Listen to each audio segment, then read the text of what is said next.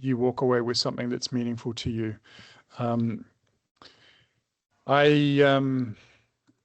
Assuming I can get this to go. I would also like to acknowledge the traditional custodians of the land and pay my respects to elders past, present, and emerging, whichever lands you're living and or working on this evening. I do want to acknowledge the support that I get from the National Health and Medical Research Council and Arthritis Australia, who are the two major benefactors of the research that we do. I also receive some research support, or editorial support rather, from Osteoarthritis and Cartilage, but also from Up to Date. And I do some consulting work for companies that are listed here, and I'm not really talking about that work this evening. What I'm going to try to go through this evening, or at least what I would hope that you walk away from this session with, is the ability to recognize osteoarthritis as both a serious, but also more importantly, a treatable chronic disease. To be able to assess and stratify osteoarthritis in in primary care rather, to initiate guideline concordant first line care, to be able to use medicines wisely, and then to escalate appropriately. So if a person needs additional investigation or treatment, how and when you might do that. And then also give you, I guess, some guidance as to what I think might be a practical care pathway. But, you know, again, a lot of this is based upon the existing literature, the existing evidence. If you want to challenge something, please do so. And I really look forward to the opportunity to interface with you more closely during question time at the end of this session. I will regularly signpost during the talk this evening so that way you walk away with opportunities to dig deeper into different topics if you would like to. I think some key references or references that I think are particularly helpful for healthcare professionals who are engaged in this space are the ones that are listed. If you can put yourself on mute, that would be greatly appreciated.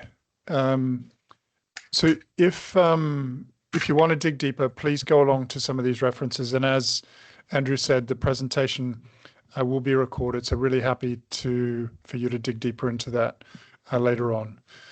So what I'm planning to go through is to talk a little bit about the epidemiology and impact of osteoarthritis, to look at why treatments fail, to look at why current practice often deviates from what guidelines recommend, and then I guess to focus more on what we should be doing as far as evidence-based care, and then to look a little bit into, I guess, what's currently happening, at least what's happening in our practice, but also a little bit into the not too distant future, to some things that I think will practically influence care in the next few years. But let's start by, I guess, defining the problem at hand. And so when we talk about osteoarthritis, this is a disease of the whole joint that creates pain and disability in a person that has that predominant pattern of illness associated with that. But it's important to separate out the disease, namely the structural changes that occur in the context of osteoarthritis, from the illness. And so let's just talk about the disease briefly. So this is the pathologic change that it can occur in all of the synovial, in the joint tissues themselves, including cartilage, bone, the lining of the joint, the synovium, the capsule, the muscle, the ligaments, in the knee, the meniscus, for example. So, and again, it's a whole joint disease. This isn't just one tissue that's affected in a person that has osteoarthritis. And, you know, in the world at the moment, potentially that could be characterized using imaging. I'm not necessarily encouraging that as a modality unless we are uncertain about the diagnosis. So that's the disease. What's much more important is the illness, namely that's the pain, the loss of function, the disability that emanates from the joint or joints that are affected in the context of osteoarthritis. And the importance of separating those two is that when we look at the disease, and let's even use higher order imaging like MRI or something of that nature, the relationship between what we see structurally and what a person feels is really, really weak. And so, again, I would strongly encourage all of you to focus on the pain, the function, the disability, because oftentimes we see people that have gross structural change on X-ray or MRI and have very little, if any, symptoms. And so to me, it's much more important as a clinician and as someone who works in this space to focus on what's important to people who are living with this, which is their pain, their loss of function, and their disability. This is an incredibly common problem. About 1 in 8 adults in the Western world, so about 3 million Australians are affected by osteoarthritis, about 600 million people around the world, and that prevalence appears to be going up with the increasing aging of the population, but also increasing numbers of people who are above a healthy weight and increasing numbers of joint injury. So we're already seeing a lot of disability that is coming from osteoarthritis, but we're likely to, unfortunately, see a lot more. It is already the second most costly health condition treated in hospitals, and that's largely by virtue of the costs related to joint replacement and recovery from joint replacement. And those costs might sound like a lot. So, in 2023, our healthcare costs associated with the care for osteoarthritis was about $4.5 billion a year. The indirect costs, so the costs related to a person's ability to be productive in the workplace or caring for others, is a factor of 4 to 5 times more than that. And so primarily because this is the most common reason a person prematurely retires from the workforce, but also impacts a person's ability to be meaningfully present at work, those costs are even more staggering. Again, if we're thinking about how we define the disease, typically we define the disease of osteoarthritis as an umbrella disorder. So similar to what we see for dementia, but also for cardiovascular disease, under the umbrella of each of those is a number of different entities. And it's the same for osteoarthritis. So we know that osteoarthritis is an incredibly heterogeneous disease, and everybody who presents with this is unique in their own special way in terms of the presentation. But oftentimes we ignore that heterogeneity and have a recipe built for everybody that has osteoarthritis. And I guess one of the key messages I want you to walk away with tonight is people develop this for different reasons, and there are reasons that it progresses are also different. And ideally, we should be managing everybody as a unique individual. So everybody presents typically with not typically an isolated joint disease, but oftentimes it's a systemic problem. More often than not, the joint tissues that are affected are markedly different depending upon which joint you have predominantly affected and between individuals. And then the patterns of pain also differ markedly depending upon how a person presents. And within that complexity, we also have this umbrella of osteoarthritis, where we know that some people develop this as a consequence of their family history, as a result of injury, as a result of aging, metabolic changes, postmenopausal, mechanical overload, or inflammatory. And it's within that context that we know that particularly those that have the metabolic syndrome, so that's increased waist hip circumference, diabetes, high blood pressure, high cholesterol, and so on, but post-injury probably accounts for the vast majority of people who develop osteoarthritis. More often than not, these categories aren't discrete within an individual. So we commonly see people present with 2 or 3 of these risk factors when they first present. And I guess the key and critical message I want you to walk away from is, again, this is not one disease, but a constellation of many. And we're learning a lot now about how we might characterize the different reasons why a person presents, with a view to actually using that for treating people in a much more individual way. So that's really just setting the context that this is an incredibly prevalent and disabling problem, but unfortunately, despite advances in care, we still have huge unmet needs as far as pain is concerned. And many of the treatments that we currently use often have small effects, and for many of them, toxicity remains an important issue. Our healthcare system in many instances is not doing our patients an appropriate service, and so oftentimes our healthcare systems are volume-based, and so they basically pay for the number of people who go through the door. More often than not, the number of different people that you may see for the same problem provides very different types of advice, and so that's oftentimes leading both to fragmented and expensive care. And unfortunately, our systems do not pay for quality or value, and I think there's a lot of missed opportunity there, where at present, a lot of people are not getting appropriate care with a lot of variation, low value, and waste. And I'm going to touch upon what I mean by that as we go further.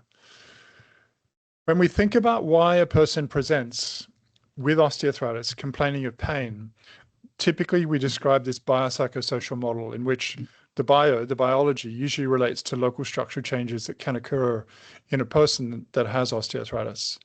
It's much more important that we pay heed to the psychosocial, because when we think about the variance of pain, this accounts for a small proportion of pain severity and its variance. Whereas particularly psychosocial comorbidity, the concomitant presence of depression, stress, anxiety, poor coping, catastrophizing, which occurs probably in about 30% of the people that have osteoarthritis, accounts for a much larger proportion of a person's pain and their expression as far as pain, behavior, and distress. It's also important to recognize that the socioeconomic inequalities that contribute both to the onset of disease, but also further contribute to pain, behavior, distress, and disability, where people from lower socioeconomic backgrounds are much more likely to develop disease, but also have higher amounts of pain for the same biologic disease burden. A really important myth in the context of osteoarthritis is that everyone's disease follows this course of steady progression ending in joint replacement. I guess what I'd like to try to tell you is that for the vast majority of people, if we follow them over a long period of time, and this particular study is from the UK, followed people over 5 years, but I could show you similar studies from other countries around the world. For most people, the trajectory of symptoms is quite flat over this relatively long interval. A small proportion of people, when we're looking at NRS for pain, do get worse, and a small proportion also get better. But by and large, the trajectory over time is relatively flat. It's important to recognize that these symptoms, at least in this study, were measured every year. And so potentially that's not granular enough to capture the impact of pain fluctuation in the context of this important disabling disease.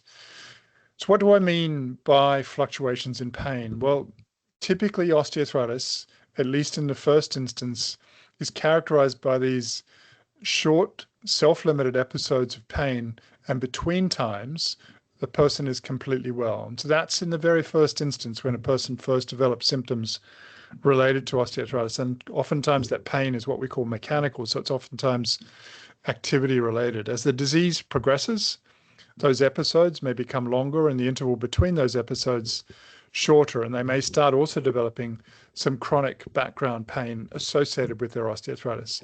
And even in the later stages of osteoarthritis, they still have this chronic background pain, but they're also still getting these episodes, and oftentimes the time between them is very limited.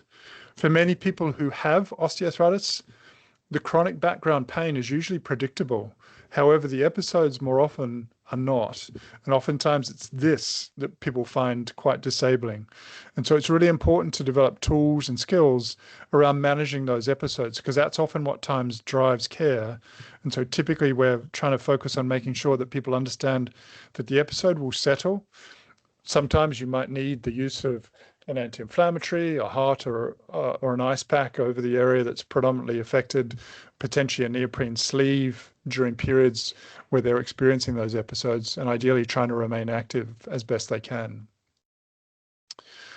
Now, oftentimes people believe also that you need to have an X-ray in order to make the diagnosis of osteoarthritis. And again, that's an important myth I'd like to put to bed.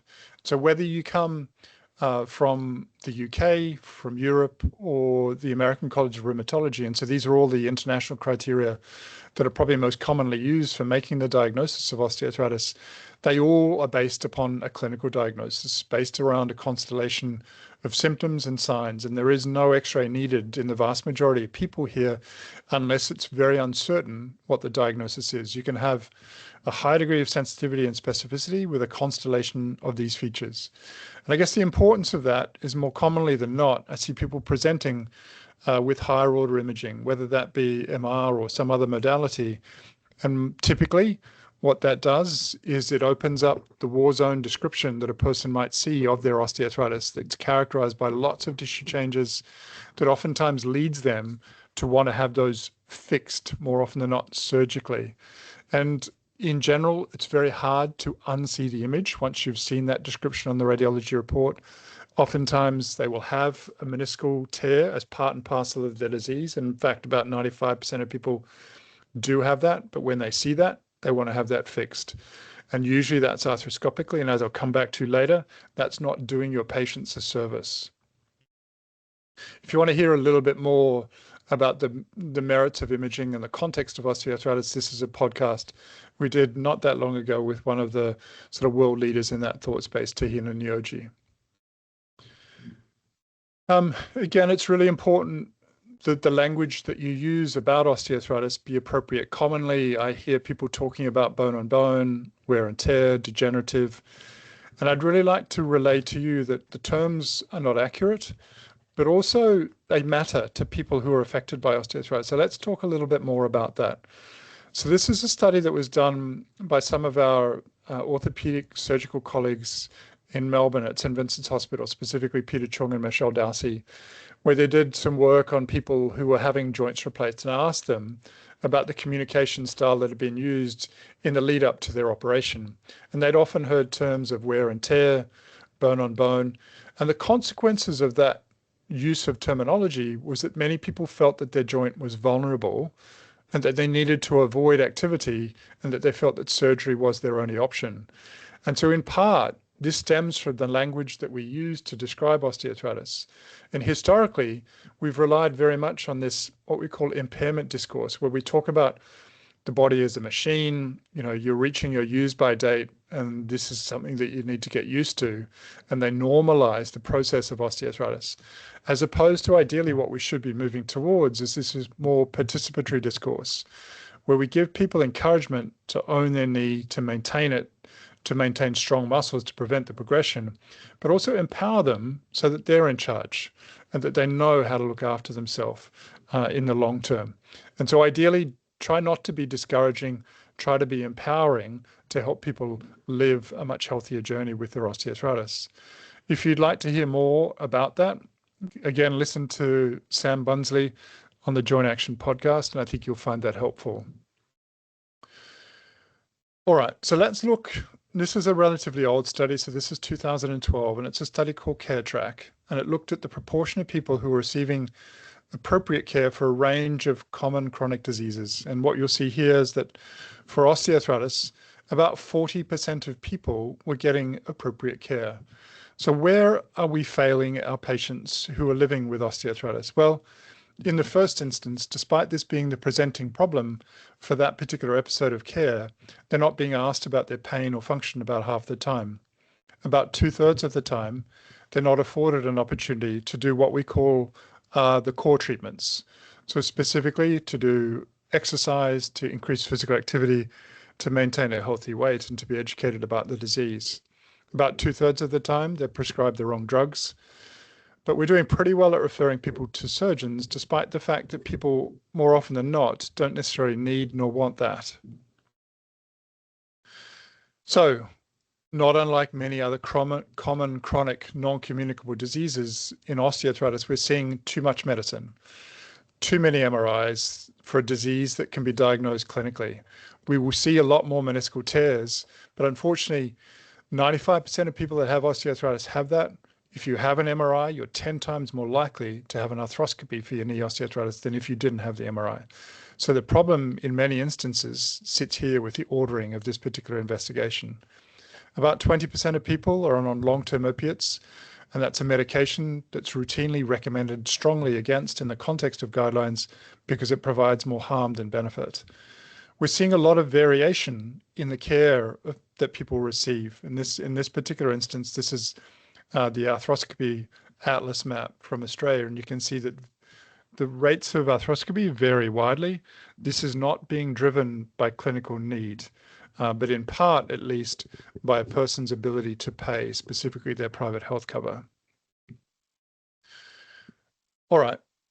As I've touched upon, there are lots of myths in the context of osteoarthritis, and some common misconceptions that we see here is that joint pain is always a sign of damage, but oftentimes pain can occur even in the absence of important damage. Again, as I've suggested to you, for the vast majority of people, the trajectory is one that's relatively flat. Activity usually is helpful in the context of a person living with osteoarthritis, and surgery is not a cure for many people living with osteoarthritis, but unfortunately about 1 in 4 people that has a knee replacement may have pain similar at 12 months as to what they had preoperatively. So if you're living with osteoarthritis, or you're managing people with osteoarthritis, I'd like you to reflect upon some of the way you're currently either managing that yourself or managing others with osteoarthritis, and then look at some of the evidence that I'll bring to you from guidelines about how we might do that better moving forward. And I'm going to start by talking briefly about a case, specifically that of Sarah, a 56-year-old office worker who presents with 9 months worth of knee pain with no or limited morning stiffness. She's above a healthy weight with type 2 diabetes and high blood pressure with poor sleep. And we often see comorbidities present in someone who presents with osteoarthritis. She presents to her primary care doctor asking for an MRI and something stronger for her pain. And a friend had suggested she have an arthroscopy. On examination, she had features consistent with osteoarthritis. So as we get towards the end of this, I'd like you to be able to be walking away comfortably from this presentation, being able to make a clinical diagnosis, being able to explain what osteoarthritis is in 30 seconds, to talk about what your first line management plan might be, what a stepwise analgesic plan might look like, and when you might need to escalate for further care. It starts with our assessment, and ideally we're trying to use this biopsychosocial approach that's patient-driven, attentive to their goals, preferences, and needs, and that we continue to measure and monitor the impact of the care that we're making. It's really important we work with other health disciplines. You know, we can't all prescribe the best exercise, the best diet, the best psychological aids for people who are living with osteoarthritis. So ideally use the people who are around you to help foster those needs. So when I'm talking about that holistic biopsychosocial approach, pay attention to a range of different factors which make a difference to the person who's living with osteoarthritis. So these are the sorts of things we try and assess when we see a person presenting to us with osteoarthritis. So do that holistic assessment, make the clinical diagnosis, and then tailor your plan to the individual that's presenting to you. So these are the last version of the College of GPs guidelines that we brought out. I think that was back in about 2018. And Andrew, myself, and a group of others are now working on the most recent update, which we hope to bring out at some point this year. Typically, most guidelines advocate for those things that are in green. So these are the core treatments, focused particularly on maintaining a healthy weight, exercise and physical activity, mood and sleep management. In yellow, those things that we should be thoughtful about, cautious, and applied judiciously. So that would include analgesia and joint replacement surgery. And then typically in most guidelines recommend against those things that are in red, specifically glucosamine chondroitin, opiates, viscosupplements, repeat injections of glucocorticoids, and arthroscopy. And all of these things are happening commonly in clinical practice in Australia. And ideally, based upon guidelines, we should be recommending against them. So again, the core treatments for everybody that presents with osteoarthritis is to educate them, self-management, physical activity and therapeutic exercise, and maintaining a healthy weight. Now, primarily because we do want to tailor our care according to the predominant modifiable factors that a person presents with, we want to tailor our care according to these needs. So, for example, if a person presents with predominantly overweight or obesity, make sure that part of your care really targets that weight loss. Poor mood or sleep, really look at that as an opportunity to intervene. Temporary flare-up, look at the opportunity for pacing, walking aids with or without short-term use of medications, hot or ice pack. So again, tailor your care to the individual that's presenting with this particular problem. We've worked for a number of years on developing what I think are hopefully useful algorithms. So if you want to look a little bit more closely, this came out a few years ago, and I've updated this accordingly with consistent with current evidence. But your person presents, you diagnose, assess them. You usually start with the core treatments first. So you start with, if appropriate, weight management, exercise, self-management program. If you identify a psychological need, then identify it and treat that. If they're not getting any better, then step it up. So, you know, if they need assistive devices or a therapist consultation, potentially refer to a PT. If they're malaligned, consider the appropriate use of orthotics. Ideally, then move on, or you can use this as an adjunct to existing care, to topical anti-inflammatories or oral anti-inflammatories. There are other options, but these are the first-line analgesics typically that are advocated for in most guidelines.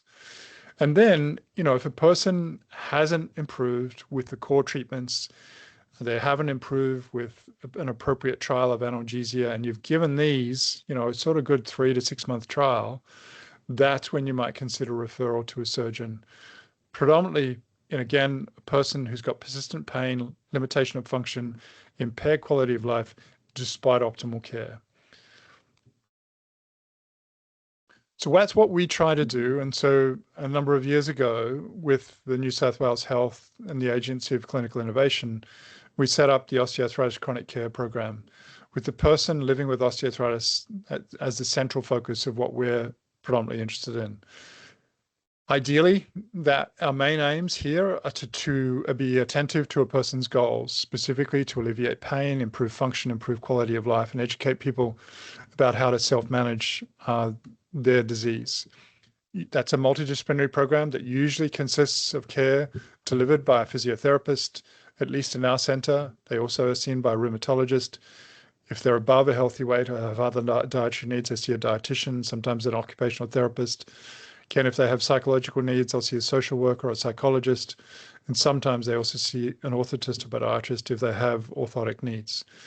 So again, this is the program that we've set up and run, and we're really fortunate to have that. So again, that's the Osteoarthritis Chronic Care Program, and it's been rolled out to every local health district in New South Wales in the back of evidence that we've helped to generate. And so those multidisciplinary programs is the ideal of what care a person who has osteoarthritis typically should be receiving. It's evidence-based, it's proven in a number of trials to work, it's cost-effective, and it reduces joint replacement requirement. And we now know that it's available in a variety of different delivery methods, including face-to-face, remote, and digital. One of the challenges that we have in the Australian context oftentimes is that at present, Medicare, specifically the public payer, doesn't provide a great degree of reimbursement for what I consider the ideal core treatments should be, leading oftentimes to inequity and at present, large out-of-pocket costs.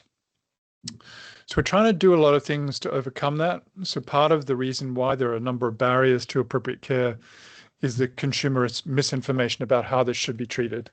So we're trying to address that through the My Joint Pain, My OA website, which we've developed with Arthritis Australia, to Joint Action podcast, to try to foster the best information going out to people who are living with this disease. As Andrew said in the first instance, many clinicians, unfortunately, are not practicing evidence-based medicine. So with Arthritis Osteoporosis WA and a range of other organizations, including Andrew at Curtin, we've developed the Atlas program to try to provide an opportunity for health professionals to be upskilled in managing people who have arthritis. Another huge problem, and that's something we're currently working on with advocacy, both at the federal and state level, is about how we make sure that that reimbursement issue gets addressed. So if you are going to move on and talk here about pharmacologic therapy, these are the variety of different international guidelines. Obviously in Australia, we focus very much on the College of GPs guidelines, but what I think you'll see typically here is that for most guidelines, they recommend 4 topical anti-inflammatories and oral anti-inflammatories as the first-line analgesics. Typically, they recommend against the use of opiates, primarily because, again, the harms outweigh the benefits. They also recommend against the use of glucosamine and chondroitin based upon the evidence that they are no better than placebo in well-done trials. It's not to suggest that we don't have a variety of other options that are available to us, but again, move away from those things that we know are not providing our patients a benefit. I think we're really fortunate that we're moving into what I would call the golden age for targeted treatment for osteoarthritis. I'm now going to talk a little bit about a variety of different options that have come out over the last sort of 12, 24 months, and some that are just about to hit the tarmac that I think will make a big difference to your care. The first of those is the use of GLP-1 medicines, which is obviously the hot topic for a whole range of different diseases, including osteoarthritis. And this is a trial that a friend, Henning Blinel, brought out in the New England Journal of Medicine in 2024. And what they showed is with the use of semaglutide, which you probably know as Wegovy or Ozempic, these people who had symptomatic osteoarthritis of the knee, who were above a healthy weight, lost about 14% of their body weight over 68 weeks. And with that, they had a 42% improvement in their symptoms, which was substantially better than what they saw from the placebo injections. So we know that this is available. It's not necessarily approved for that indication for osteoarthritis at the moment, but a lot of people are prepared to pay for that. I think it's important we do have that conversation, though, about the important loss of lean muscle mass that occurs in the context of that weight loss, and also the person's ability to maintain that weight loss over time, because it's all very well to lose it, but ideally we keep that off. Another intervention that, again, is widely and routinely available in the Australian context, again, not necessarily indicated for osteoarthritis at this point in time, but at least has some good evidence to suggest that it works. Again, likely in people, if we're going to tailor this to a particular population, the people that have the metabolic syndrome. So what we've seen in recent trials, both in Australia but also from overseas, that metformin, 2,000 milligrams per day, leads to meaningful improvements in symptoms. We've also seen from both observational and preclinical evidence that it appears to reduce the need for joint replacement. And so potentially it also has disease-modifying effects. So again, something that we're beginning to use, again, predominantly in people that have metabolic syndrome, to manage the symptoms of osteoarthritis so that we can tailor, again, care to people who are presenting with this problem. Again, another intervention that's been repurposed for osteoarthritis, again, not for a standard osteoarthritis indication, at least at this point in time, that appears to be beneficial for, again, people that have a modest degree of inflammation, so a small elevation in the high sensitivity CRP with symptomatic knee osteoarthritis led to a meaningful improvement in symptoms. And that was, again, over a relatively long interval for people who had symptomatic knee osteoarthritis. So again, a subpopulation of people that has knee osteoarthritis might also improve with the administration of methotrexate. We're also seeing in vogue a number of digital therapeutics and AI-powered self-management. So some of these examples include Joint Academy, Hinge Health, Kaya Health. This is our own OA joint coach. And essentially what it does is it allows you to have in your pocket the ability to monitor your symptoms, to monitor your activity, to monitor your sleep, to monitor your pain, to have resources that can help you to self-manage your osteoarthritis in your pocket and to coach you through that process. So this is going to be something that I think will be an important adjunct to appropriate care, is our ability to provide meaningful motivation and behavioral change long-term for people who are living with osteoarthritis. So if I look into the crystal ball at the things that I think are not too far away, these are the things that I think will make a big difference. So one is the ability to target drug delivery systems. So at the moment, when we inject things into joints, whether that be steroids or other products, typically they're gone from the joint within 24 to 48 hours. But there's a number of smart drug delivery systems that are being developed, which will allow for longer term sustainability of the delivery of that depot product within the joint. Ideally reducing some of the systemic side effects, but probably more importantly, enhancing some of the intra-articular treatment effectiveness so that we get better effects for the same product. Another trial that we've recently had come out, at least in the press, was the Triumph 4. And so we'll be publishing this a little bit later this year. So this is, again, a new weight loss drug targeting not just GLP-1, but a couple of the other receptors that are involved in weight loss as well. So this is a product called Repurposed, and it, again, is triple agonist, so it's targeting 3 different particular receptors. With this, again, a population of people who are above a healthy weight with symptomatic knee osteoarthritis, they lost 30% of their body weight over, again, about a year's interval. And with that, there was a 76% improvement in a person's knee pain. So expect to see more around the opportunity for us to lose weight, not just pharmacologically, because we need, again, to be mindful of how a person's going to deal with a lean loss, but also sustain that weight loss over time. We and others have been developing disease-modifying therapies for a number of years, targeted towards the different tissues within the context of osteoarthritis, including cartilage, synovium, and bone. And many of these are reaching a late stage of maturity, specifically phase 3, and some will read out next year. So disease-modifying osteoarthritis drugs are tailored and targeted not just to structure, but also helping to alleviate symptoms. So they do both.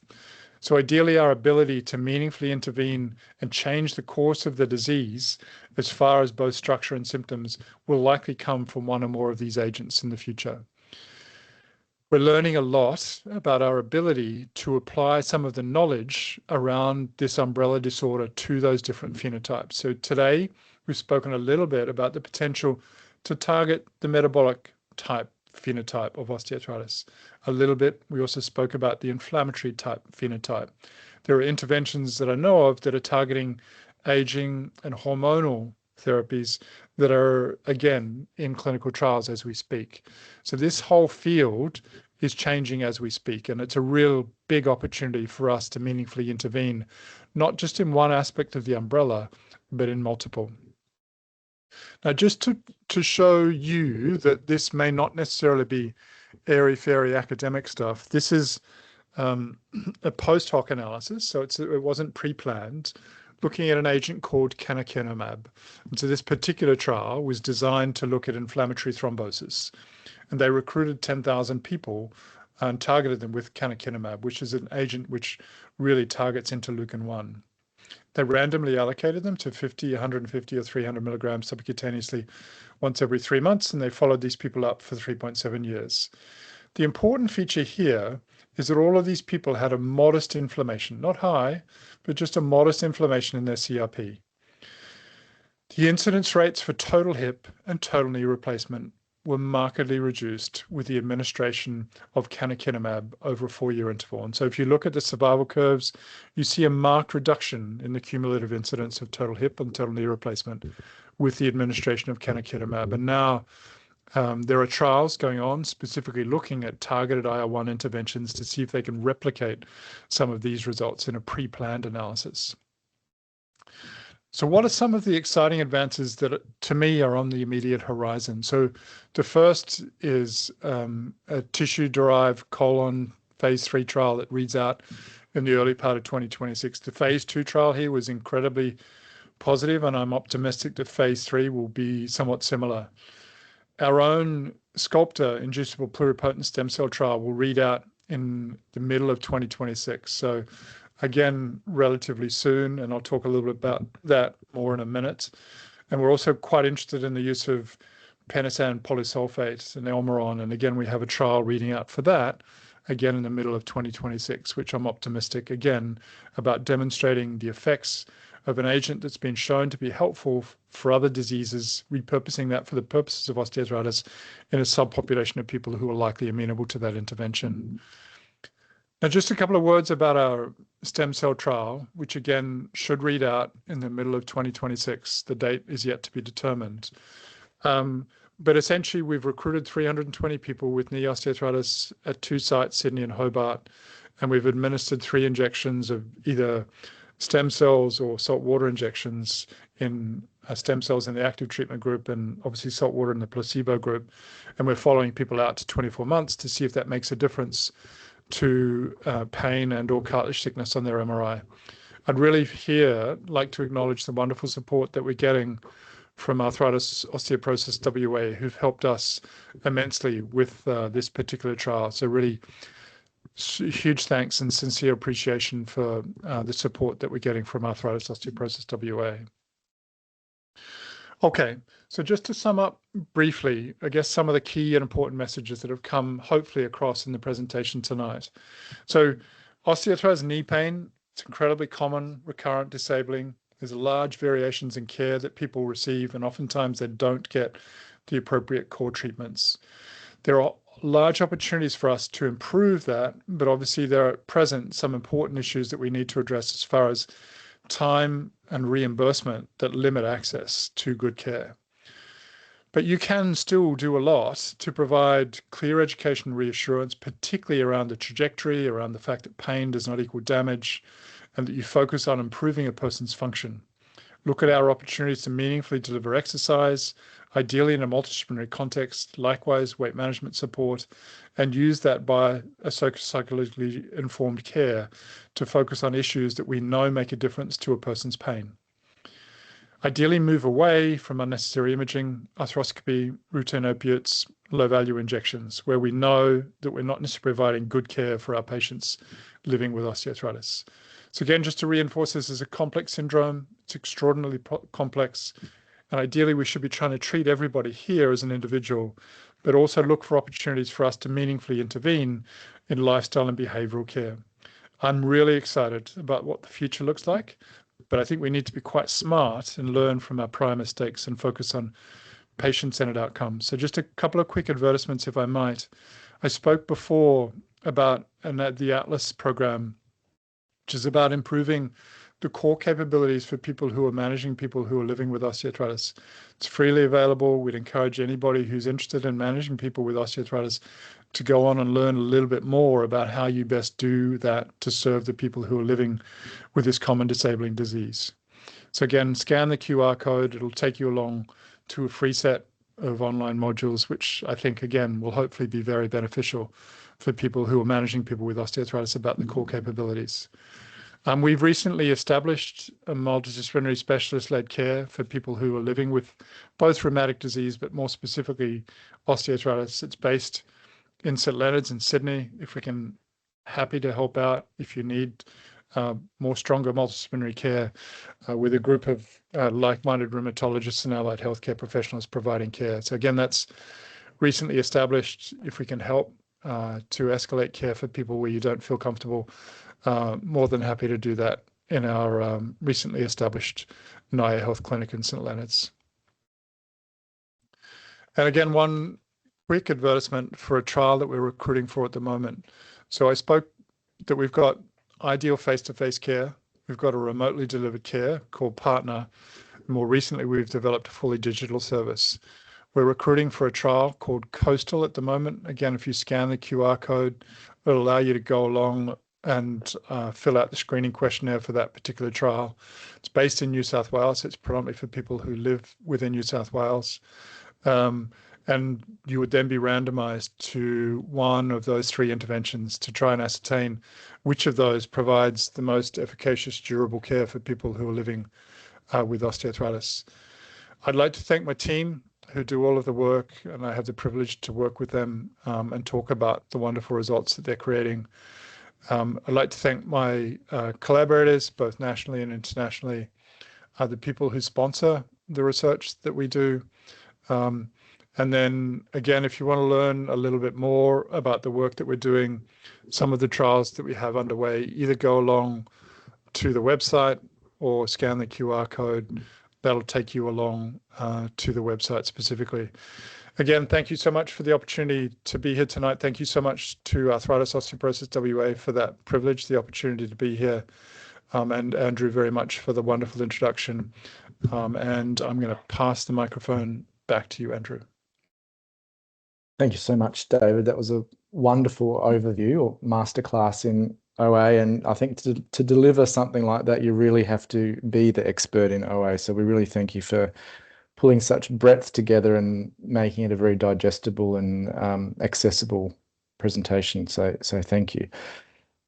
Before we get into the questions, of which we have around about 15 minutes, you'll see on your screen there is a QR code to provide feedback about this evening's lecture. So that's going to be really helpful to AIWA in planning future events. So if you wouldn't mind scanning that and taking the 1-minute survey as we chat, that would be really appreciated. So you can pose some questions using the Q&A window. We've got several there already, so I'll just pick a few to get started, if that's all right, David. The first ones are picking up on your commentary about first-line medicines being typically the COX-2 and NSAIDs. And I wonder if you might be able to position the more common use or perhaps historical use of paracetamol and where the newer things that people are interested in, such as viscosupplementation and PRP, fit. Yeah, it's a great question, and I think it's a great place to start. So about 5 to 10 years ago, most of the guidelines around the world had paracetamol as the first-line analgesic for the management of osteoarthritis. But some, I guess, more recent analyses of the data have basically shown that at least from a mean population perspective, the average difference in pain was no better with paracetamol than what it was from placebo. And it's not a drug without side effects. So unfortunately, a lot of people particularly older adults, were taking too much of this, and that has consequences, in particular from a liver toxicity standpoint. It's not to suggest that if a person's incapable of taking either topical or oral anti-inflammatories, that you can't consider a trial of paracetamol, but be mindful that the old adage and remedy where particularly people who are in institutionalized care would be given 2 tablets 3 times a day for life without necessarily any monitoring of that or necessarily any change of that administration over time. Well, it is not great care. So we've really moved away from that. And in many guidelines now, you will often not, you'll see paracetamol essentially have a very neutral recommendation associated with that. So we've moved away from paracetamol being first line. Again, it shouldn't stop you potentially considering a trial of it, but please monitor it. And please don't just do the 2 tablets 3 times a day for life, because I don't think that necessarily provides our patients a service. Viscosupplementation has been around for a long time. There are meta-analyses that date back, at least a decade or more, and even the more recent ones. And so for those of you who are unfamiliar with viscosupplementation, essentially these are injections of hyaluronic acid. Sometimes it's a one-off injection, sometimes it's 2 to 3 injections.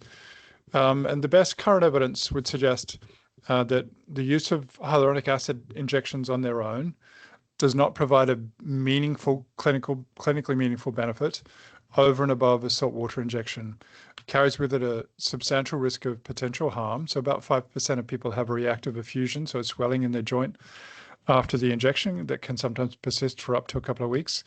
And it's also reasonably expensive. So most guidelines these days don't advocate for the use of viscosupplementation. And I would just, I guess, like to qualify that a little bit, that there are some newer agents that are out there that combine both viscosupplementation and steroids, and I don't have the same negative reaction towards the use of the combination. PRP, stem cells. So let's talk about PRP first. So PRP is platelet-rich plasma. Essentially, you take a person's blood, you spin that down, you take off the platelet-rich layer, and you inject that back into the knee. We published our trial that I did with a colleague in Melbourne, Kim Burnell, her team and my own, where we found in a population of 288 people with, again, symptomatic knee osteoarthritis, no difference between PRP and saltwater injections at 6 months or a year as far as their symptoms are concerned, and no difference as far as cartilage thickness was concerned on MRI. And that's the best current trial to date. No guidelines at present advocate for the use of PRP. That unfortunately doesn't diminish the enthusiasm of some proponents of that particular style of regenerative medicine to sell that to your patients. But again, the current evidence would not support the administration of that PRP.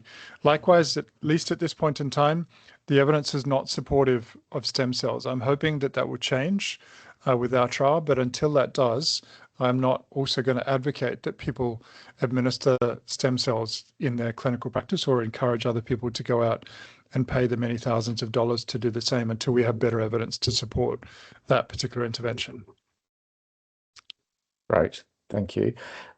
David, there's a further question sort of moving up the analgesic ladder that you talked about, starting with the baseline or core medicines, and then what happens when the NSAIDs and perhaps even duloxetine are not effective?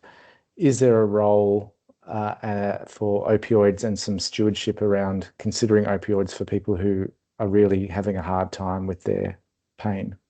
Yeah, and so, this is where, again, another really good question, and I think it's a common dilemma that people who are in primary care are facing.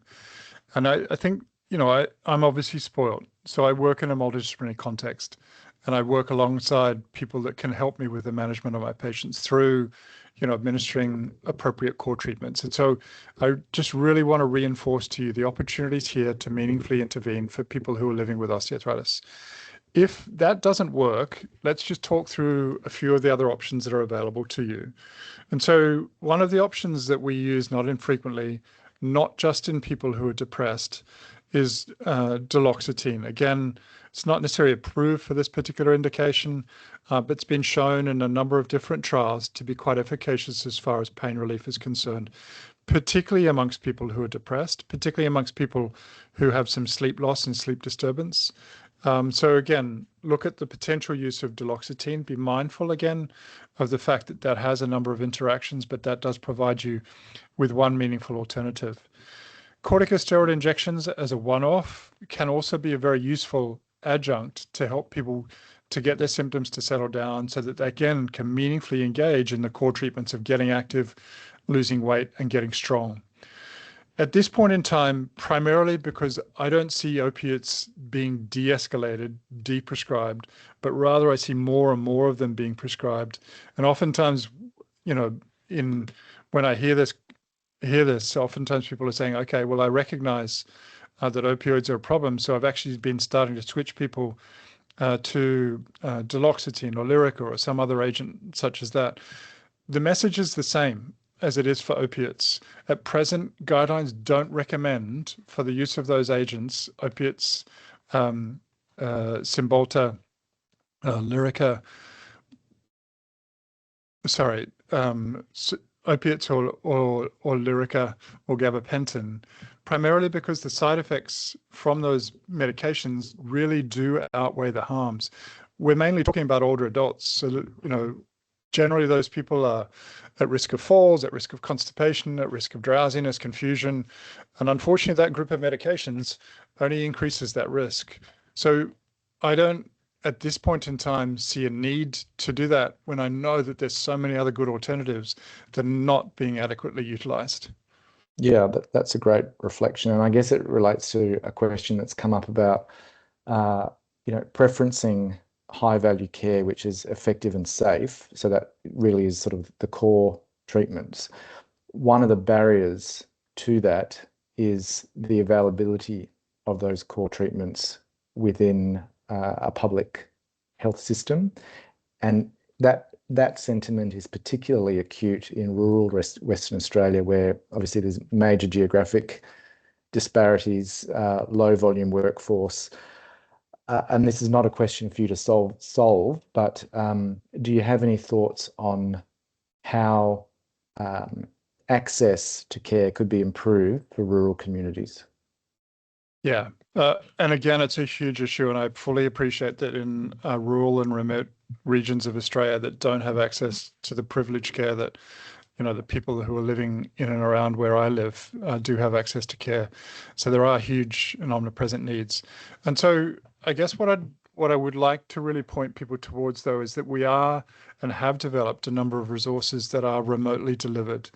And so the Medibank Better Knee, Better Me program has been developed. It's very similar in style. So that's a remotely delivered program. It's provided by Medibank, but you don't have to be a Medibank member. But again, I'm not diminishing the important out-of-pocket costs associated with accessing a program like that. We did a trial a number of years ago called Partner, which actually we did in collaboration with Andrew and a number of people. And now that's being remotely delivered through Ramsey Connect. So there is, again, a remotely delivered program that is accessible for people who are living with osteoarthritis. As mentioned, we are also developing fully digital versions. And, I guess the key piece that I want you to hear is that we're working really hard with particularly the federal government. In fact, I've got a meeting next week with the health secretary, and this is, an ongoing series of conversations about trying to make sure that those reimbursement costs, which are providing a huge barrier to people getting access to programs such as this. So these are 12-month style programs. But unfortunately, reimbursement is an issue, and I recognize that that's a big issue. We're working really hard to get the Federal Department of Health to address those concerns.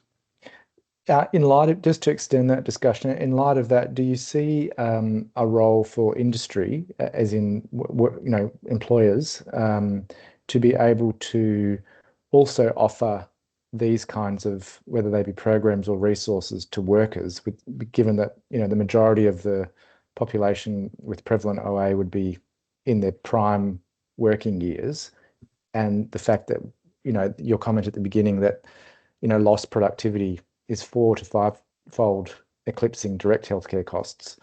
Is there a role for industry and commerce to also step in other than health? Absolutely. Yeah, and it's a really great point, Andrew. So 2/3 of the people that have osteoarthritis are of working age. So this is not just about older adults. Yeah. I've recently spoken to Alana Ackerman and Jason Jin on the podcast about the impacts that, osteoarthritis is having on productivity in the workplace. And we know, at least at the point they last did this really important analysis, that about 1 million Australians have osteoarthritis of the knee. And over the course of their lifetime, they essentially, because of productivity losses, means that we're losing about $490 billion as a consequence of impacts on workplace productivity. So that's a huge amount of money over their lifetime. As an employer myself, I recognize the huge value that people within your team create as a resource and the contributions that they make. And so when you lose incredibly valuable member of the team, the costs of that are astronomical. And so, obviously the $490 billion that I'm talking about relates to that total cost as a community, to tax, to superannuation, to care related to welfare costs. But as employers, you also have an opportunity here to engage people in those programs I just spoke about. That again, if you're in remote or regional Australia, you can access those remotely, but also, contribute towards the healthcare costs so that you can keep a person meaningfully engaged in the workforce. And, as an employer, trying to make sure that you keep people engaged in the workforce, that you might have to modify some of their activities, be mindful of some of the changes that may need to be made around pacing. But, again, if you can keep a really valuable employer associated with you, the costs associated with that will be vanishingly small associated with the cost of losing them. So I think employers can play an incredibly important role here. Yeah, thank you.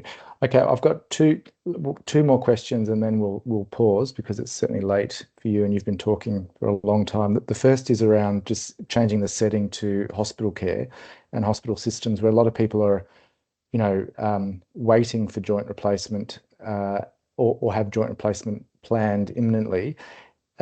Is there anything that those people can be doing to optimize their chances of surgical success? Yeah, so again, another really great and important question. So there's a lot that person can do. And I guess the first message is, again, going to be very much focused around those core principles. So the stronger a person is, the more active that they are, the lighter that they are in terms of being maintaining a healthy weight, the better their perioperative outcome will be. So we know that complication rates are less in people who are a normal body weight compared to with people who are above a healthy weight. The length of stay in hospital is better, or shorter rather, if you're going to recover faster by virtue of the fact that you're stronger, more active, and lighter. And the chance of you requiring a revision similarly are better if you are carrying less weight and you're stronger coming in. So I guess the key message here is work with your patients to try to achieve those goals around optimizing their health, both with regards muscle strength, maintaining that activity, and maintaining a healthy weight, because they all have a big impact as far as both complication rate, length of stay, and the longer term outcome related to the success of the surgery. So all of those things are really important goals in preparation for surgery. Great. Thank you. Okay, so last question. I think a good one to finish on is around a question on equity.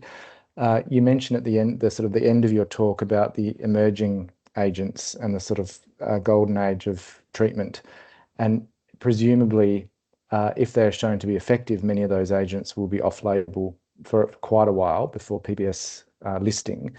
Do you see with that any issues around equity and health outcomes? So people who can pay for them will do better potentially, and the people who can't pay won't be able to access the same benefits. Is that a risk to our care system, and are there any sort of important mitigation strategies that we should think about? Yeah, I mean, absolutely, it's a risk. I mean, I think for some of the medicines we're talking about repurposing here, specifically metformin or methotrexate, they're generics, and so we probably don't have that same risk. But I know for a lot of the GLP-1s, the newer obesity pharmacologic agents, and when they come through, some of the disease-modifying therapies, they're probably not going to be cheap in the first instance, and they're probably not necessarily going to be approved by the PBS in the first instance for osteoarthritis in that particular indication. And so that will, unfortunately, foster inequity. And so I guess in those particular instances, I probably sound like I'm just being Pollyanna and trying to remain eternally optimistic, but look for the alternatives that potentially don't necessarily have the same economic impact as far as out-of-pocket costs for consumers might have, but then also help organizations like AOWA, Arthritis Australia, us and others to help advocate for you. We're knocking on the doors of politicians all the time to try to make a difference here, because we recognize that there are omnipresent challenges. Oftentimes there is challenges in terms of your only ability to get care are things that I've spoken tonight about being low value. So that might be, you can get an MRI, you can get an arthroscopy, but you can't necessarily get access to what I'm calling as the appropriate core treatments. And so they're the sort of fundamental things that we're trying to change. So if you can get out and help your local advocacy organization to help bang that drum a little bit harder. And then, from time to time, we rally a call around election time, because oftentimes politicians feel a little bit fragile about their ability to get re-elected. And I think that's also an opportunity for us at a time to mobilize an army of people who are living with osteoarthritis to really advocate for less inequity and better care. Because, we know that people can get better care and they can get better outcomes associated with that. But when there are barriers to that, as far as reimbursement's concerned, I recognize that fosters inequity. But please, do what you can, because we can all make a difference. Thanks, David. I think that's a really excellent place to wrap up for this evening. So on behalf of AOWA and the delegates this evening, thank you very much for your time and sharing your wisdom and generous sharing of also all the resources that you've created with colleagues over the last few decades. As a reminder to the participants, please do scan the QR code to provide your feedback for this evening. And also a reminder that AOWA runs various arthritis-related events and provides resources and education for health professionals and consumers right around WA. And if you'd like to stay connected or stay up to date with news or access resources from the organisation, you can sign up to the e-newsletter or order resources through the website or by emailing AOWA. So thanks very much, everyone. And to David again, thank you and good evening. Absolute pleasure. Thanks so much.